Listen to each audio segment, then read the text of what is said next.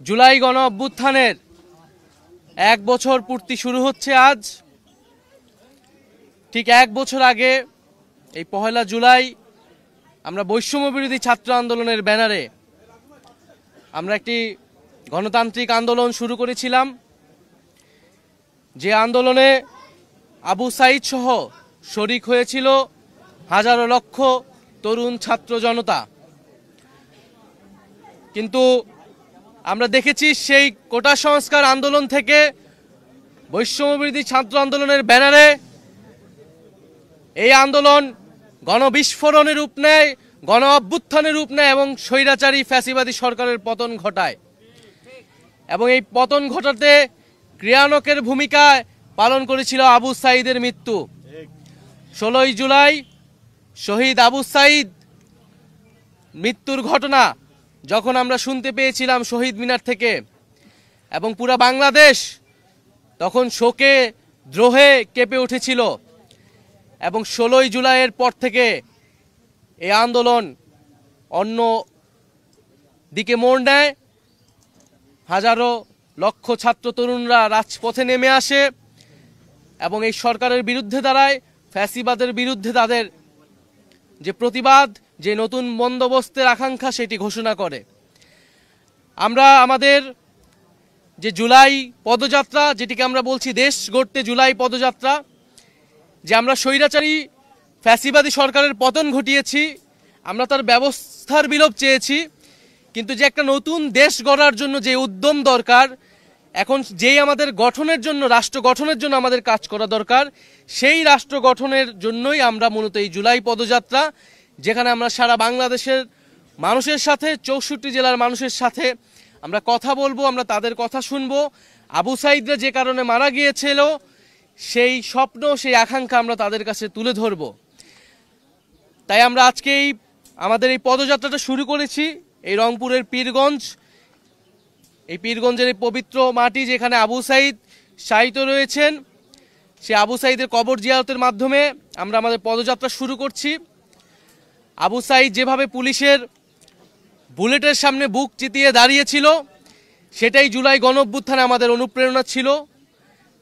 এবং আবু সাঈদের মতো অন্য সকল শহীদেরা আমাদের যে লড়াই, ফ্যাসিবাদী ব্যবস্থা বিলোপের বিরুদ্ধে আমাদের যে লড়াই, সেই লড়াইয়ের অনুপ্রেরণা।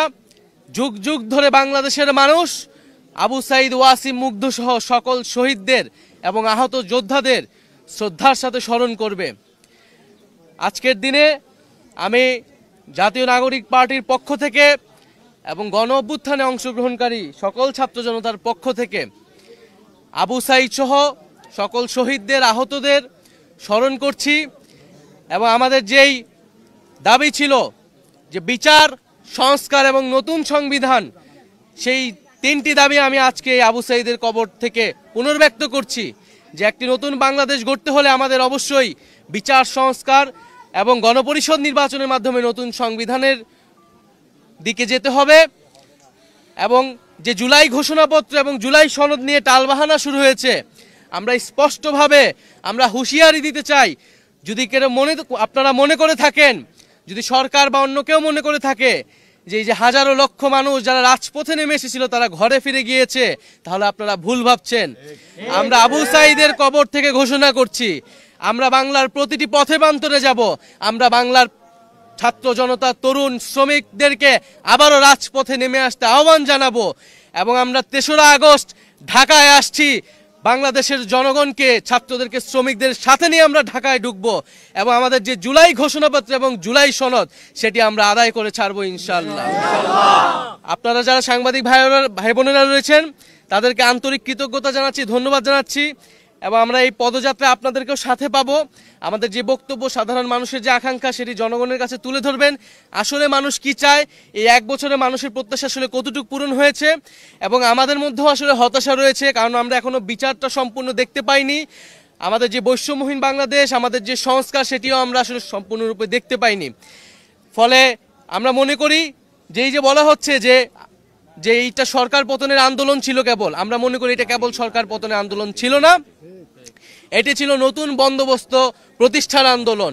একটি দল পরিবর্তন বা ক্ষমতার হস্তান্তরের জন্যই গণ অভ্যুত্থান ঘটেনি। গণ অভ্যুত্থান ঘটেছিল এই যে একটি গণতান্ত্রিক বন্দোবস্ত, সেই বন্দোবস্ত প্রতিষ্ঠার জন্য। আজকে 1 জুলাই আনুষ্ঠানিকভাবে আমরা আমাদের কর্মসূচি শুরু করছি এবং এই 1 জুলাই এই গণ অভ্যুত্থানে যারা অংশগ্রহণ করেছিল, আমি আবারও সেই সকল ছাত্র, পাবলিক বিশ্ববিদ্যালয়, প্রাইভেট বিশ্ববিদ্যালয়, মাদ্রাসা, স্কুল, কলেজ সহ সকল ধরনের ছাত্র তরুণ যারা নেমে এসেছিল, যে সকল নারী শিক্ষার্থীরা এবং নারীরা এই গণ অভ্যুত্থানে শক্তি জুগিয়েছিল, তাদেরকে স্মরণ করছি, আলেম সমাজকে স্মরণ করছি এবং শ্রমিক শ্রেণীকে স্মরণ করছি এবং পেশাজীবী সহ সাংস্কৃতিক কর্মী যারা এই আন্দোলনে এসেছিলেন এবং প্রবাসী ভাই ও বোনেরা যারা বিদেশে থেকেও এই আন্দোলনে আমাদেরকে সাহস ও শক্তি জুগিয়েছেন, এই সকল বাংলাদেশিকে আমরা স্মরণ করছি। তাদের প্রতিবাদকে আমরা নিজেদের বুকে ধারণ করছি এবং যে ঐক্যের জায়গা, যে অনুপ্রেরণার জায়গা জুলাই গণঅভ্যুত্থানের মধ্যে তৈরি হয়েছিল, আমরা তাদেরকে সেই গণঅভ্যুত্থানকে ধারণ করি। জাতীয় নাগরিক পার্টি সেই গণঅভ্যুত্থানের আকাঙ্ক্ষাকে ধারণ করে সামনে এগিয়ে যাবে।